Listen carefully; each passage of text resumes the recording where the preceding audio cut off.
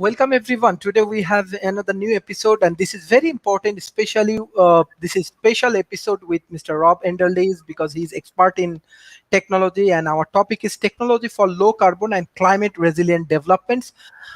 We do discuss with few other panelists, but due to subject matter, we have to uh, focus on this discussion with Mr. Rob because he has a huge expertise on the technology. Then he can help us a lot, and I'm sure because this session is very important for the developing nation, especially for Asian communities, and hopefully it will be helpful with the guidelines of Mr. Rob Enderley. So, sir, how are you? How is everything, and how do you want to analyze today's topic? Hi, good morning. Doing fine. It certainly shows that maybe I should have woken up earlier this morning. But in any case, talking about low carbon development, the critical nature of this, of course, is to offset global warming. The rate of which is becoming kind of unsustainable at the moment. Here in the United States, we have yet another major weather event and a ton of folks underwater. And most recently, we've had analysis come out on our last series of major weather events indicating that we had incurred billions of dollars of extra damage, largely due to global warming. And that's, of course, putting a lot of emphasis on coming up with ways to not only mitigate what we've done, but to stop doing it. And some of the areas that are under development and advancing, of course, are electricity as a replacement for gasoline as a fueling method. The big impediment to being able to do this, unfortunately, and this came up in the early part of last century, was the petrochemical vertical gained too much power in government. And while Standard Oil, the original Standard Oil, was eventually broken up decades ago, that power didn't mitigate, and the end result is the people that are producing the oil are effectively fighting mitigating its production. So that does create a problem. But the technologies are varied. We have efforts to, as I say, develop electrical equipment to replace gasoline equipment. And that's reducing our contribution to global warming. And then we also have efforts, things like CO2 scrubbers going into effect, some all over the world. Some of the stuff in Greenland is particularly interesting in terms of its effectiveness and the ability to strip carbon dioxide out of the atmosphere. Also has a positive impact on global warming and offsets the damage we're doing. But at the end of the day, we have to stop doing it. The real fix is to move off of petrochemical as an energy source, or at least as a primary energy source, and move to something that's much more sustainable, much more renewable, and that's where we're focused. Mm-hmm. Thank you. One of the specific things, like when the first world, especially as you have a great integration with the big corporation like IBM and other company, when they design the technology and develop the technology, like what type of I want to say that strategy they take to solve any problems, like when they target that, okay, these are the problem we want to solve, so how they do it, because we have a huge audience, especially for the youth community. They want to know more, actually, especially the internal environment of the organization. Yeah, so a number of interesting efforts are going on. Well, one, of course, the industry itself is heavily focused on going green, and a lot of pressure is on them to reduce, particularly in terms of fabrication of parts, reduce the use of water, because microprocessor fabrication is very water intensive, and one of the areas we want to conserve is water. But in terms of facing a problem, it generally starts off, or it should start off, with analytics. You look at the data, you analyze the data, you build up a set of assumptions, you test those assumptions, and at the end of the day, you have a plan to address whatever problem it is. A lot of times when governments get involved, they get excited and they jump that step, the analytical step, and the end result is they end up having to undo or redo much of what they've done because they were on the wrong path. So the first step is to thoroughly analyze the nature of the problem, and particularly the nature of the problem in the local environment. It certainly could be that just cost containment has been driving unhealthy practices in terms of producing carbon dioxide and pollutants. And that's true whether we're talking about airborne pollutants or waterborne pollutants. The economics tend to drive the behavior, and so the areas need to focus on making sure that the economics work towards creating a healthier environment as opposed to work towards making it unhealthy. Mhm. Thank you, sir. Beside that, one of the specific things I have in my mind, like when we think about the reducing the carbon, what do you think as an expert? Like, what's your feedback? Is it practically possible that through this different kind of technology we can reduce the carbon, even though, let's say, our energy systems and many more things, manufacturing systems, if we change through green technologies and we can implement green technology, we can reduce carbons and it will actually help us strategically long run? Or what is the practical Yeah, things? well, I mean, that's the idea. If you can address the pollution problem, and often we get so tied up in global warming, we forget that the other parts of polluting the environment are and sometimes even potentially worse. The increase in cancer, birth defects, failed births, all tied back to polluting the environment. And sometimes the motivation to fix a problem when you're talking about protecting children can be far stronger than protecting the quality of the air and preventing it against global warming, because that seems so kind of far removed for a lot of people. But I think all of us have family members that have experienced cancer, and certainly know if we don't have family members that have had issues with regard to either having children or having children that don't have significant defects. And and that motivation sometimes be stronger to driving the better behavior. As a race, we're not really good about thinking strategically, but when given a real and present threat, we will react to it. It's just a matter of presenting the threat in a way that people find it compelling to change their behavior. Because if you've been pouring waste into the ocean your entire life, you're probably not going to stop doing that unless somebody points out succinctly why that is doing you harm. The other thing that you can certainly do is you attribute the cost of damage to the environment. In other words, fixing the damage that's being done back to the industry that's doing it. Now, that's really difficult to do on a country-to-country basis, because what you end up doing is making your own industry non-competitive. And now they're not producing anything. And while that is greener, it's not economically viable. So really the overall push has to be apply the same rules internationally. And as we pointed out in previous conversations, the U.S. and China are probably the two biggest polluters, at least overall right now. And if you can't bring those countries down in line, then it's much harder for the smaller countries to make a definitive change. But everybody's got to work together on this. Thank you. So another specific things I have in mind always, let's say we are discussing about this strategy, that is strategy. Beside that, government has a lot of challenges in the COVID-19 situation.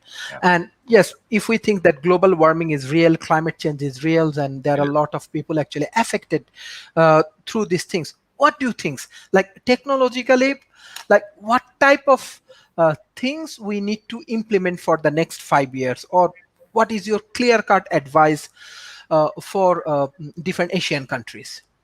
Well, right now it's actually less about mitigating the damage and more about adapting to it. The weather change events are continuing to accelerate, and that means realistically, if you want to stay in business, you're going to need to anticipate power outages. You're going to need to anticipate major weather events. You're probably going to want to relocate out of areas that are low sea level areas, because water's going to rise. And so flooding becomes a real problem. And then if your plant sites are destroyed, or if you have the chance to rebuild them, to harden them against the weather events that you're likely to have. So if you're in an area that gets tornadoes or hurricanes, you should be rebuilding with tornado and hurricane resilient structures. In fact, anybody building a plant right now should be building for the weather that you're going to have 10 years from now, because buildings last for decades. And if you don't do that, you're undoubtedly going to experience serious outages as the weather events get more pronounced and the damage gets more difficult to mitigate. Thank you. So one thing's like for energy. Energy is the most important thing for all of Yeah. the countries. So what do you think? Even though if we think about the green energy, let's say if we want to depend on more on solars, more on wind, this kind of energy for developing nations like country like Bangladesh, country like even I want to say Pakistan, country like Indonesia, even Vietnam, it will be difficult for them to focus on 100% green technology and this kind of energy. So what do you think?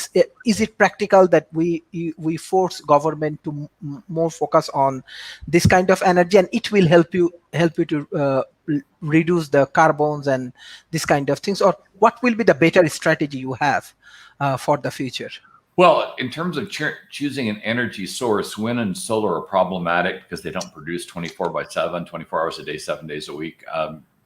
Solar is really only viable from mid-morning to late afternoon. Wind is really mostly only viable from from early afternoon to early evening. Neither one of them work well at night.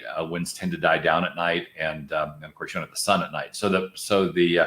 And our storage technology currently is lacking. Some of the most promising stuff is really old school, like using a hydroelectric dam and pumps to pump the water up during the day and then generate power at night. And there have been other really interesting things, mostly all using gravity now to do energy storage. Batteries just haven't proven to be efficient enough at scale. So your most promising energy sources that are relatively clean are geothermal and nuclear.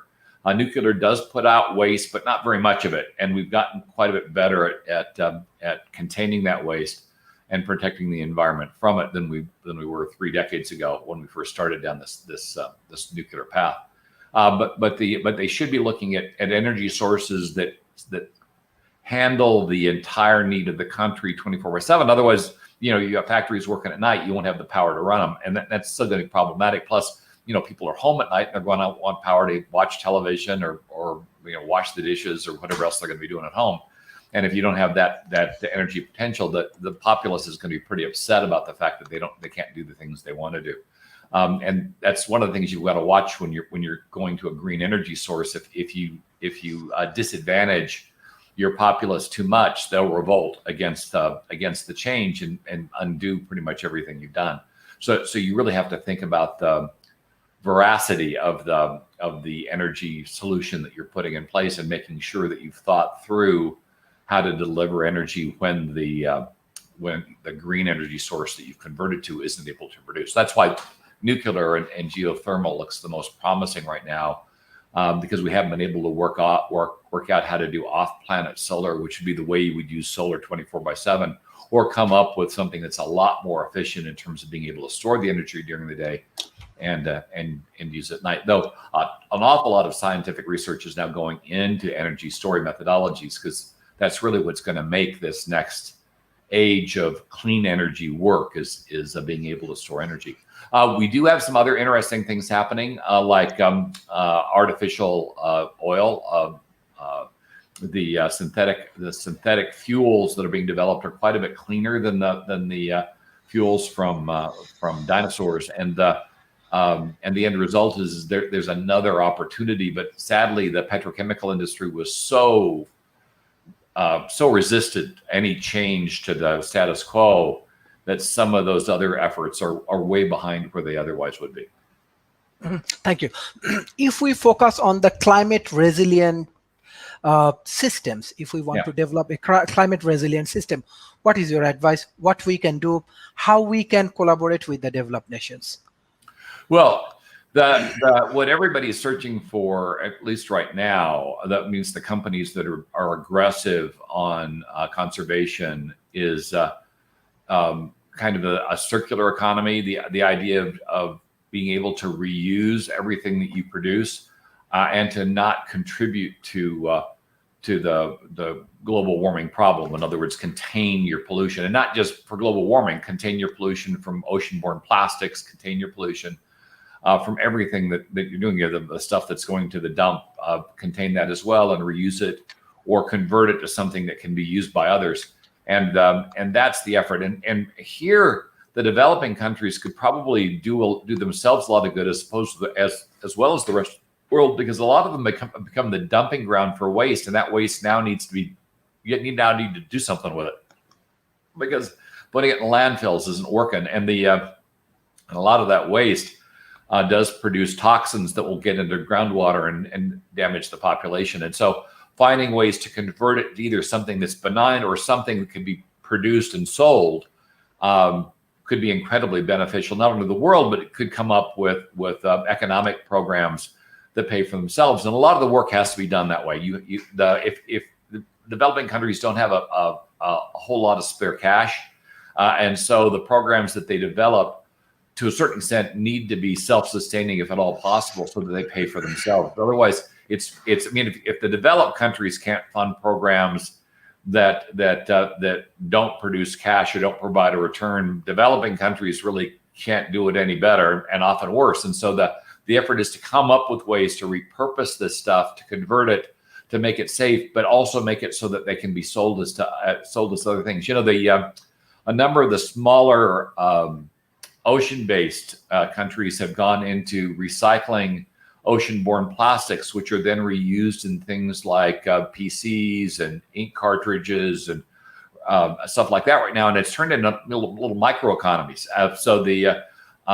So that's showing some promise, not at the scale I think a lot of us would like, but at least it shows some promise in terms of being able to do stuff. And we're discovering things like being able to use old tires to build roads, which keeps them from going into landfills. And as I mentioned before, using these ocean-borne plastics to build an awful lot of things. And they could play in things like manufactured homes and homes that you're building to survive the climate change event. So you're using part of the problem as part of the solution long-term in terms of being able to build structures and carry them forward. And by the way, as we're talking about climate change, a new red flag came up just in the last couple of weeks, talking about no longer global warming, but global cooling, which is becoming a problem with the volcanic events that we have going on across the world, which are resulting in large clouds blocking out parts of the sun. And in past centuries, those events have resulted in massive environmental changes that go the other way, where the planet's become incredibly cool, dropping into even an ice age. And so one of the things we should be thinking about is really how to better control our atmosphere and manage the amount of sun that's hitting the planet. Because, you know, we get too cold, we're dead. We get too warm, we're dead. We have a very narrow band we have to live in. And right now we have virtually no control over that band. And that's problematic, as well as the fact we have very little control over anything hitting from outer space.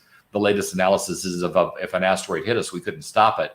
And that's what took out the dinosaurs, we believe took out the dinosaurs. So there's a lot of work that needs to go on to think about how do we better control the environment, and how do we better protect our people from the changes in environment, regardless of which direction they go.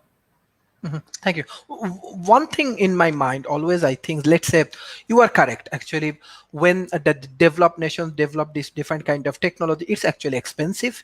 And sometimes the developing nations, they cannot afford this technology. This is also problems. And we have to give the return, because whenever the investment comes, we have to give the return. So in that situations, do you think it's practical? Let's say the developing nations, they can develop more research and research collaborations with the developed nations.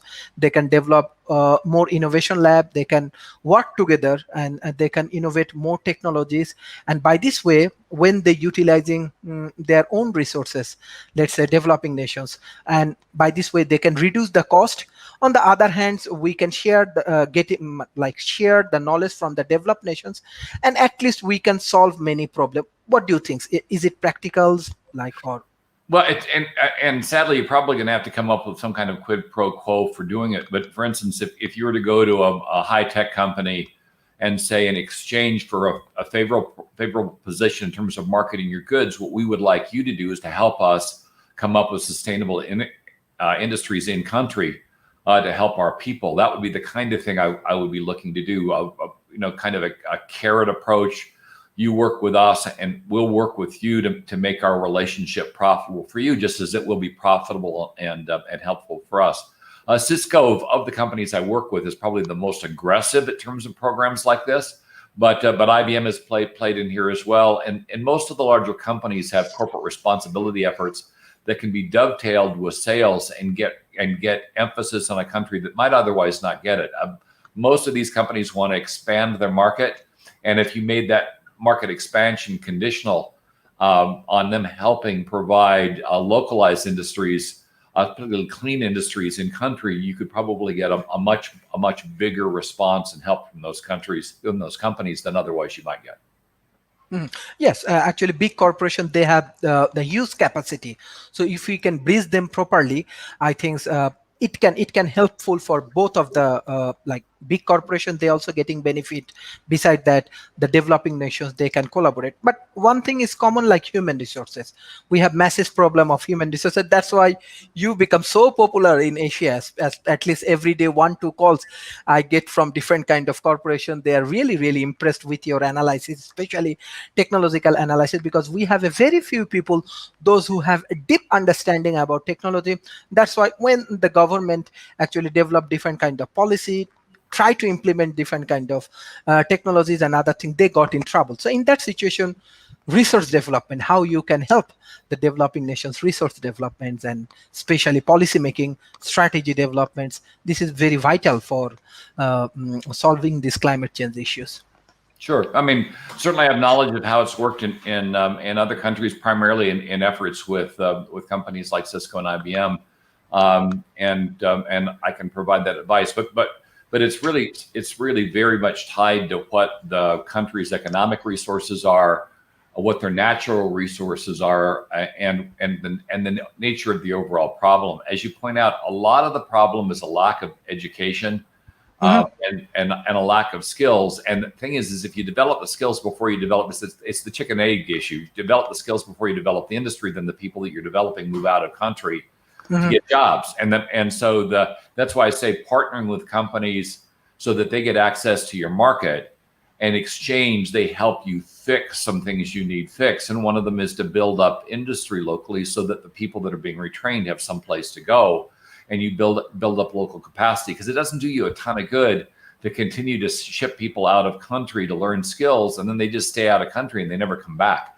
That doesn't solve your problems. It solves the problem for the individuals that are going through it, but it doesn't solve the problem in country. And so there really does need to be efforts to train in country, because the other issue is if you let people go out of country to train, they get used to the benefits of the more developed countries, and they don't really want to come back. And so being able to train them in country at least should have a higher degree of retention than sending them out of country. And certainly if you've got the industry in country where they can work, so they get the good experiences, they get the status related to the relatively high paying jobs and the rest, then you've got something that you can sustain over time and continue forward. A lot of these efforts, they come in and they do it, and then over time the company loses interest, they leave, and the government can't support it themselves, and so it falls apart. It's got to be something that's sustainable. The relationship you're setting up with these companies have to be long term, and the companies themselves have to be long term as well. Companies that have shown that they can survive decades of business. The turnover here in the United States with regard to companies tends to happen in decades, but there are those that have lasted far longer. Intel, IBM, Cisco, that have been around for a while. Other companies like Google are far younger. And who knows what's going to happen to them with the level of regulation coming in after them.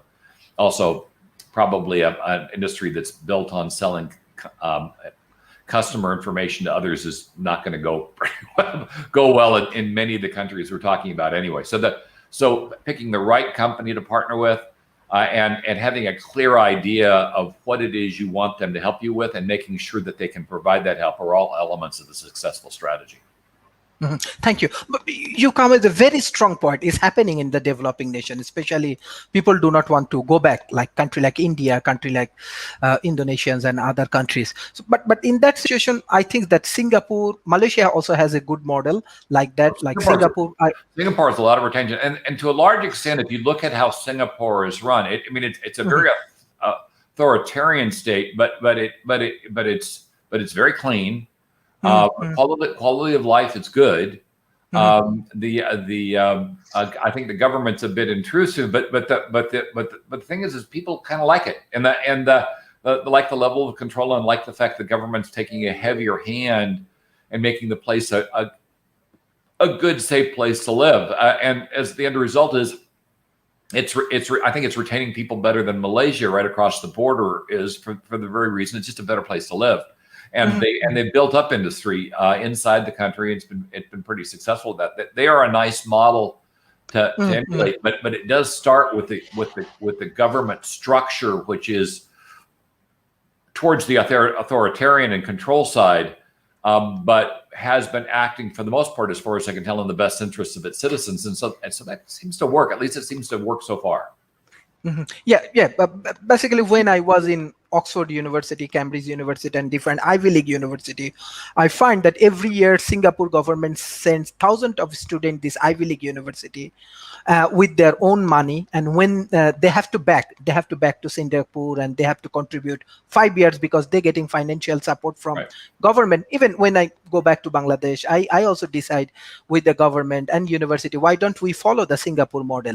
So Yeah. this is the way they are creating win-win situation. Even they give support to the talented people. Talented people learn from the uh, top university, Ivy Leagues, and the big best technology companies, and they also contribute for their countries. This is, I think, one of the good model for Asia, and I do too. definitely yes, yes. And we have to solve these things. So when we talking about climate change, what do you think? Like even USA government right now, they are taking many initiatives. They are also collaborating and communicating with the many developing nations. What do you think? Like it will be helpful, it will be effective for the different Asian countries, what actually Biden administration takings, and technology wise, developing nations get some good access, because USA has many big corporation, USA has many big research, they are the top. I'm sure they are the top in this green technologies and other things, and you are one of the best strategists for on behalf of big corporations. What's your analysis?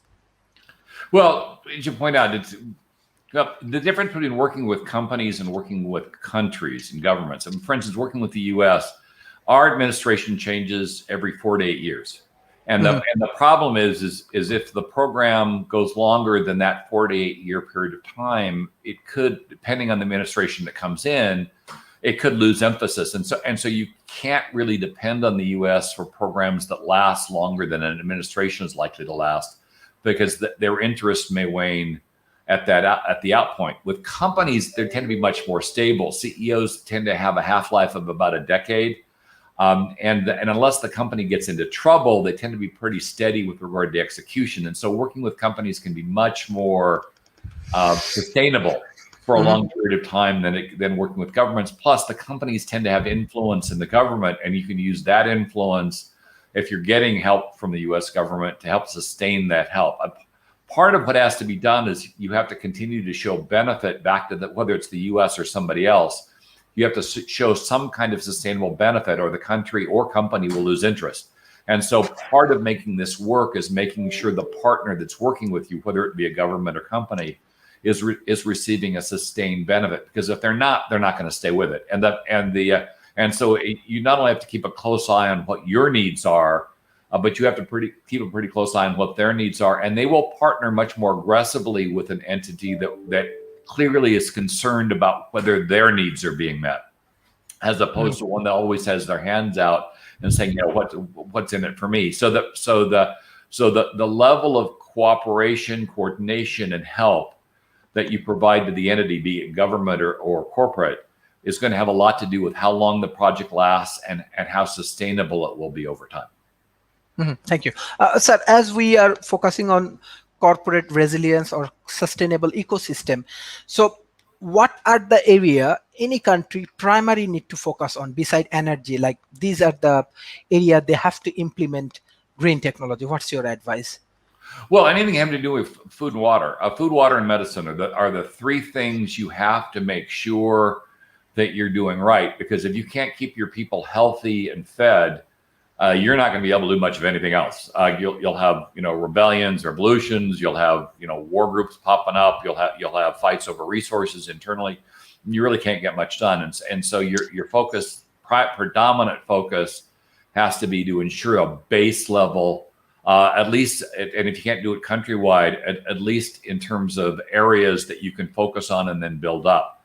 But you're going to have a hard time building industry if the people that are building it for you aren't eating and can't rely on clean water. So the initial focus is to create base level services that ensure a base quality of life, and then it gives you a foundation to build the rest on. And even if you have to do it in smaller regions because you don't have the resources, it still allows you to build a seed, and that seed will eventually grow. Now this points out another problem. Governments have a real hard time acting strategically. And these programs take decades. That when you're to really make a difference, and a lot of times governments want things to happen faster, and the end result is a lot of this fails. And so they have to build a strategic competence, some aspect of the government that sustains administration to administration and can keep these things going for the amount of time they need to continue. Mhm. It's really great discussion. Beside that, like, okay, we are developing one things I have in mind. I get it from my personal experience. Even though example country like Singapore, even Malaysia or China, it may be different in some extent. India also different, but there are many other countries.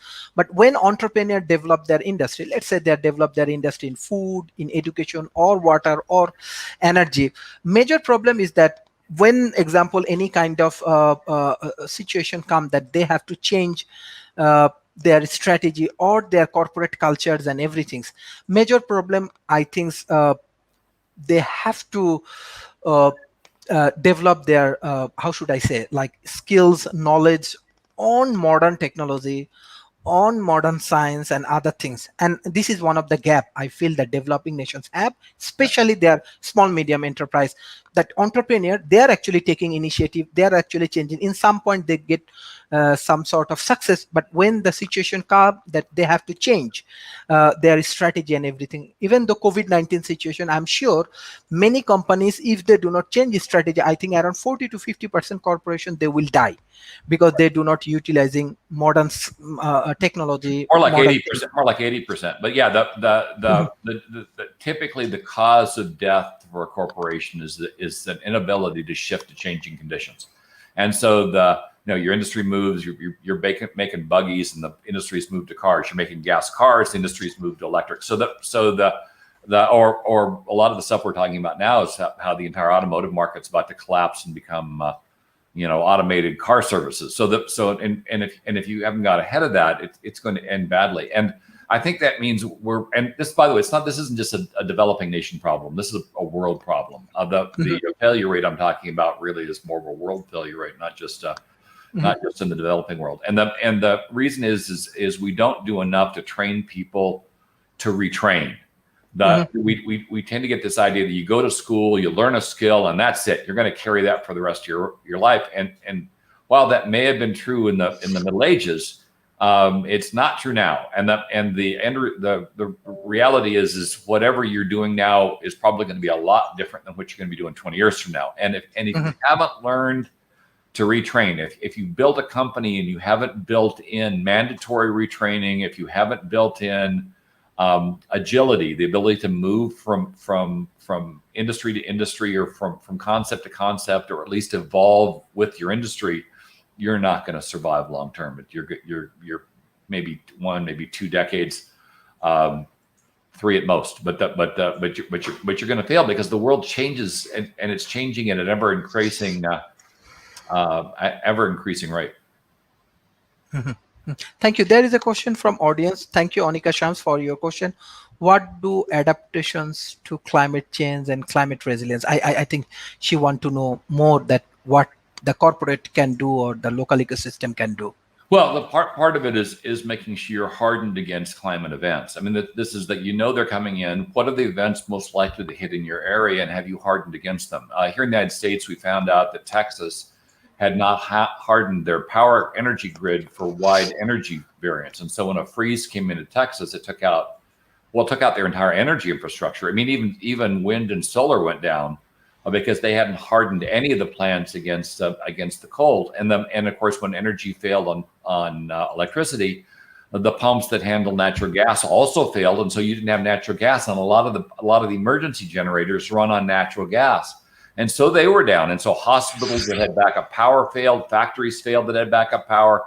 That because they failed to harden the environment against what was a likely energy event. And so what you do is you have to not only anticipate the weather events today, but you have to anticipate what they're going to be in 10 years and make sure that you're hardened against them, because sometimes they happen early, and others it just takes a while to harden your sources to make sure that you can, if the power grid goes down, you can continue to operate. If you're dependent on gas or backup, you better darn well make sure that gas source doesn't also go when power source goes.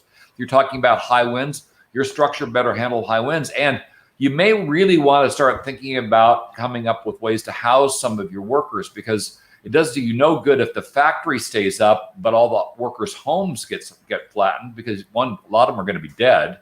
And two, if they're focused on rebuilding their homes, they're not going to be coming into work. And so you might have a standing factory, but you're still not able to produce anything because nobody can come into work. And so you really now start to need to think about things holistically. I've argued for some time that we really need to revisit the concept of arcologies. These are structures where the business and housing and entertainment are all in the same hardened structure, so that if something happens, the entire ecosystem, at least the local ecosystem you depend upon, is secure. Now, you also have to think about hardening. We learned this with the pandemic. You have to also harden your supply chain.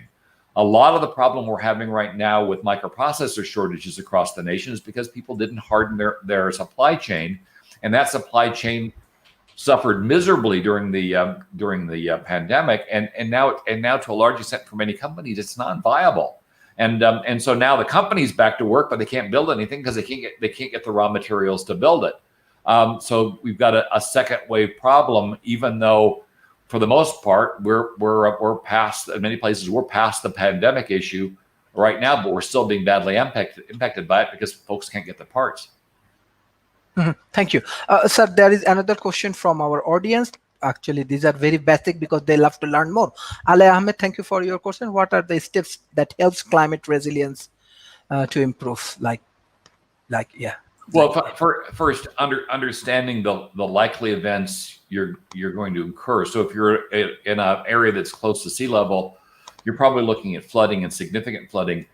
You may want to relocate to a higher altitude. I mean, that'd be the easiest way to do it. The other way to do it is, because hardening a building against flooding is problematic, because you typically have some parts of the building that are subterranean, and they're going to leak. And if they get flooded, and that's where your energy plant is, and your heating plant, and the rest of it, or cooling plant is, you're still out of work. So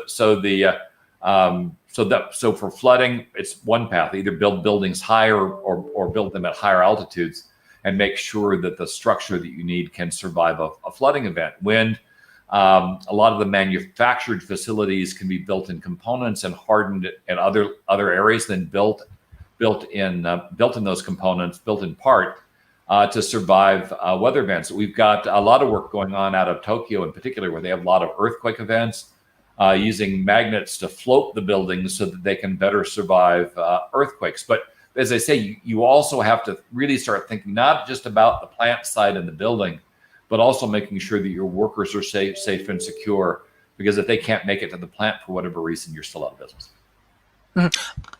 Another things, like when government develop their policy, especially techno policy for solving this climate change, what area they should focus right now?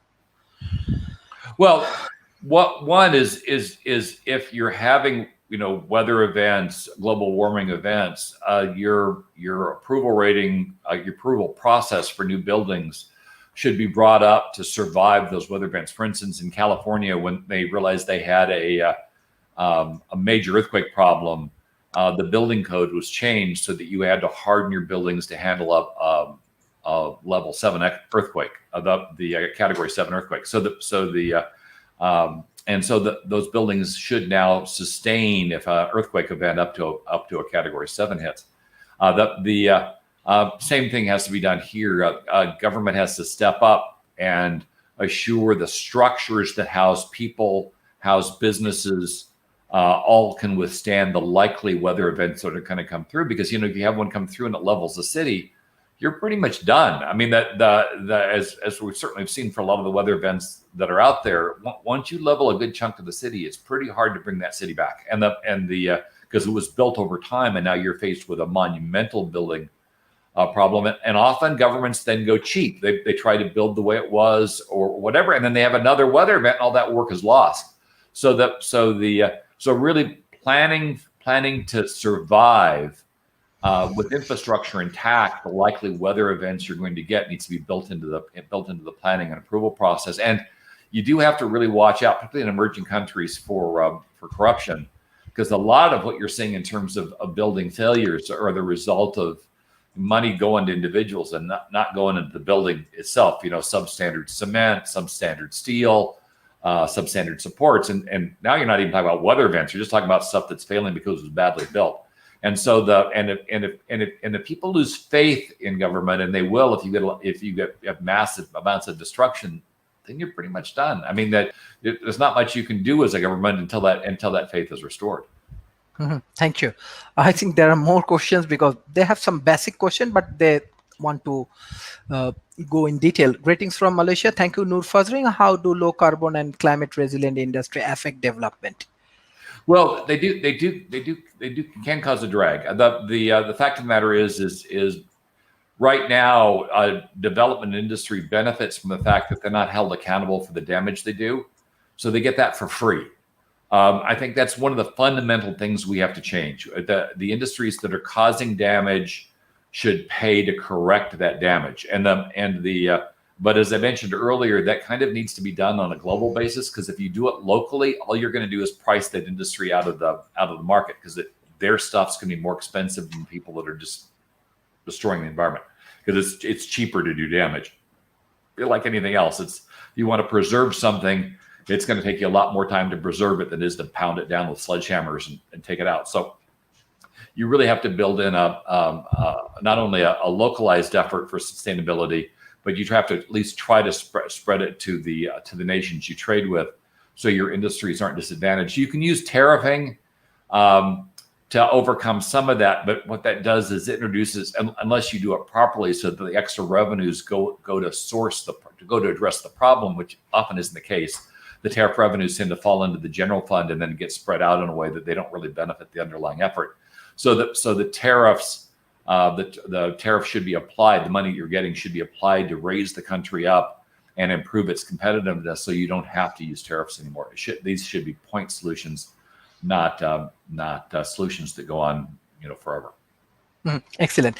So beside that, there are many startups, they want to try to solve this climate change, and they want to develop the technology on low carbon emissions and these things. What is your advice?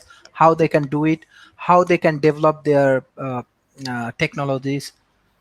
Yes. Well, one is you have a dedicated team focused on it. The dedicated team is qualified. If I'm developing a team and I want that team not only to look at what I can do locally, but who I could partner with, then I'm looking to hire people from the companies I want to partner with. The reason is they perform liaison duties to help build and create the relationship with the companies that you want to work with. And also, if you hire them properly, they've got the skill set you need to develop the technology that you want to develop that does that sustaining work. But these, to a large extent, need to lead, at least initially, to be contained teams. Otherwise, they can become distracted and fragmented in their efforts, and they won't do much on the environmental side. Mm-hmm. Beside that, when we think about education, because we are trying to solve this educational problem, as well as we are developing more on content, like knowledge-based, value-based content.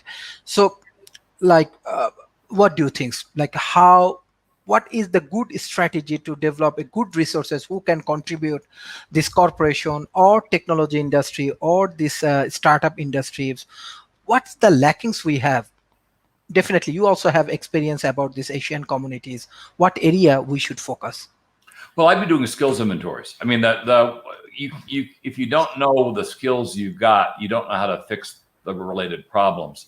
And so one of the first steps is you do skills inventories to discover, you know, we're talking about an existing company. You know, what do you have? What are you lacking? What do you need? Can the people be retrained? Does it mean that you've got knowledge gaps that you need to fill?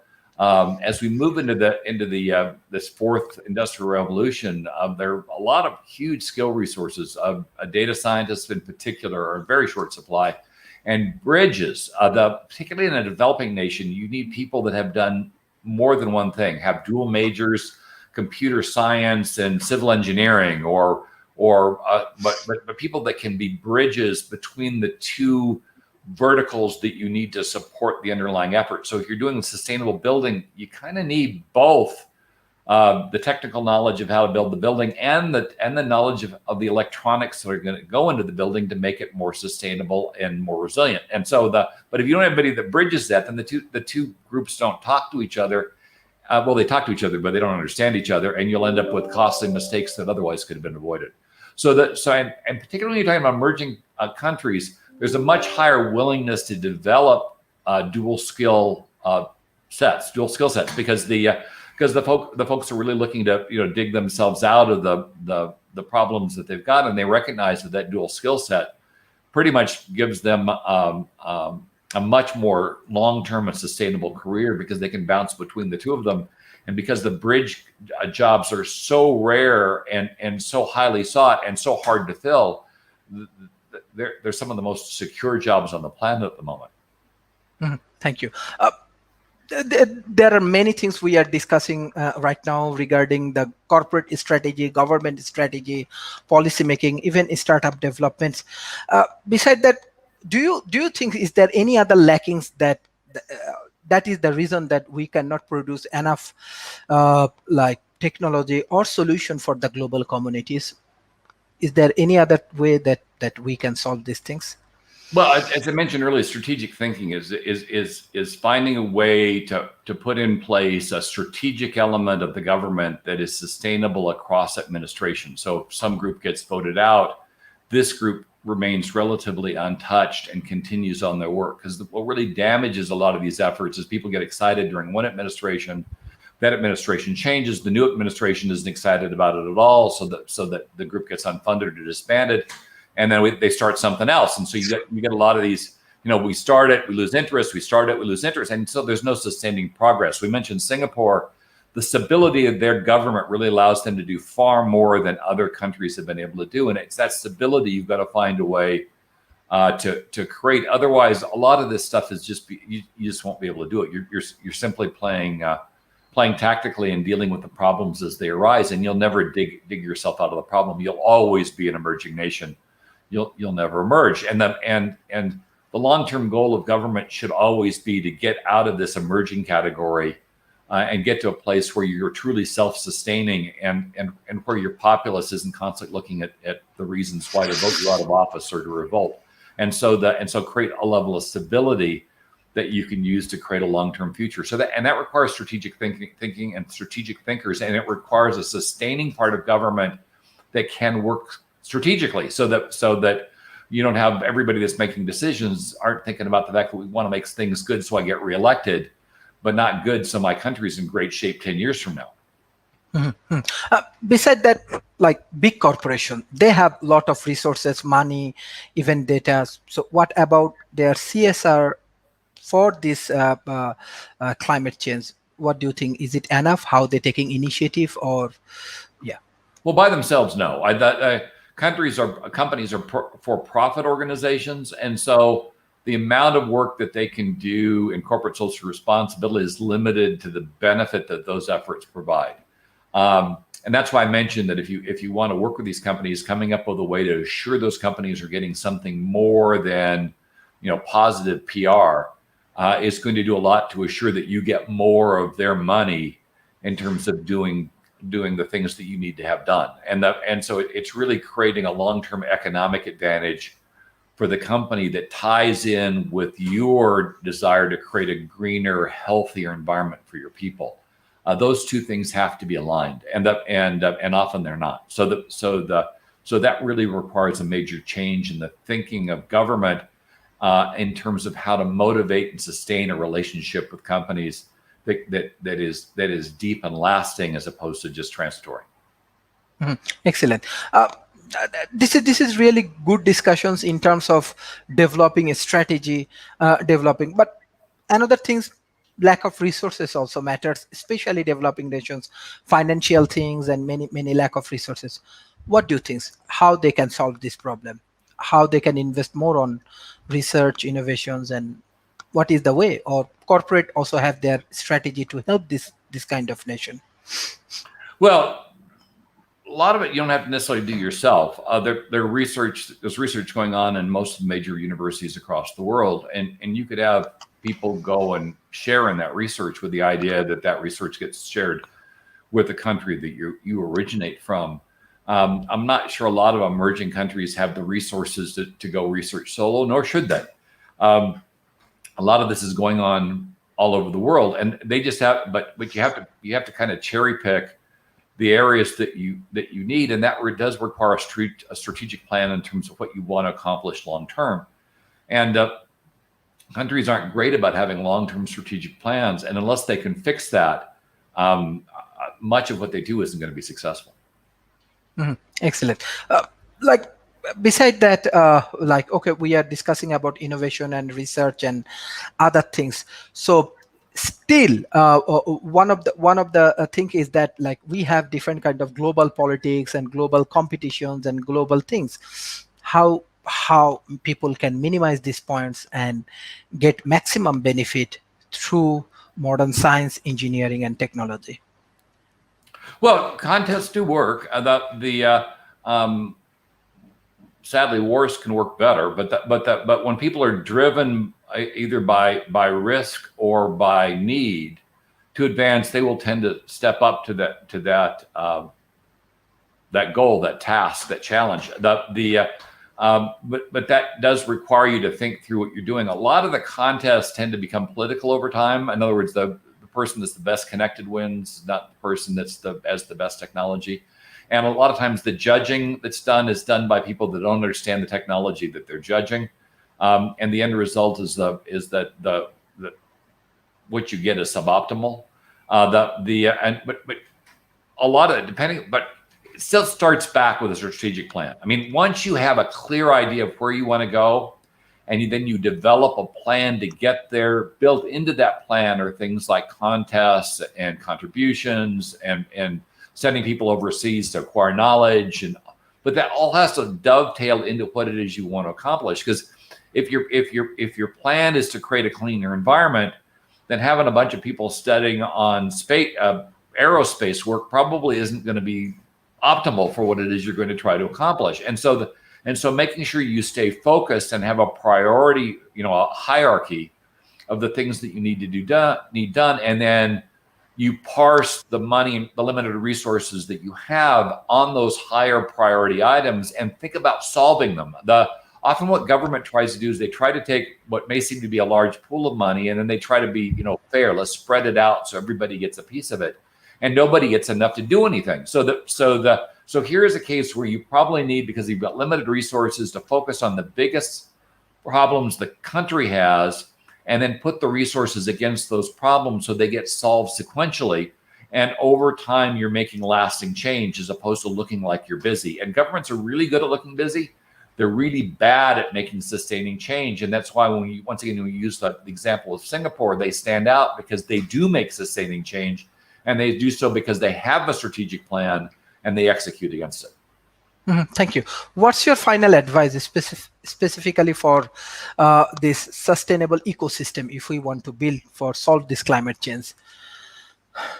My final advice, the walk away here is understand what your priorities are, understand what your resources are. This is basic Sun Tzu, but understand what your resources are, and then develop a strategic plan to execute against what it is you know and have, and then make sure that plan can be sustained across administrations for the length of time it will take to execute.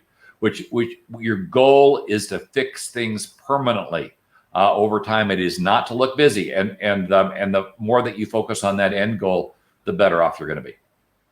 Thank you. It's really, really great session for us, and your contribution always helpful for World Talent Economy Forums. And I'm sure many of our local corporations and education institutions, they are getting very good guidelines and advice through your things. And many people, I get a very, very good message about your analysis, about the people love you, people want more your contribution in World Talent Economy Forum.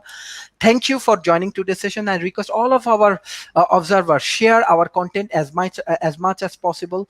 And most important thing is that we have our summit 29th and 30th May. So join in our summit, and by this way, hopefully, we can solve many things together. And this is the really things we are trying hard, that we are trying to bringing the best speakers, best knowledgeable person, best industry person like Professor Rob Enderle. They are the best. Maybe in the real life you suddenly do not get in, but through this content you can get guidelines, you can understand what you have to do. So I'm sure if you have any problem, you directly can communicate with this kind of mentors. They will guide you, they will help you, and they will solve the local problem. Thank you, Professor Rob, for joining today's session. Final things, like how when you develop different kind of strategy and analysis, it's really helpful for us. We need more resources like you. We need more like analysts like you, those who can guide the community, those who can help the community with their brilliant idea, with their brilliant knowledge, how we can do more, how we can engage more with your organizations and get more benefit. Well, I'm a little unique. I'm a generalist in a market of specialists.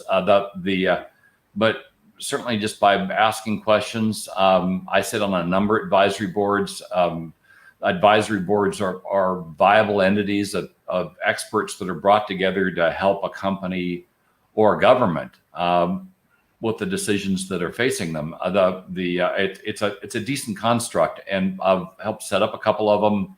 And I'm certainly in a lot of them that have been set up by others. But building advisory boards of experts, and you've got to be careful, because sometimes, like with boards, people, it's friends of friends. That's not what you're trying to get. You're trying to get skill sets.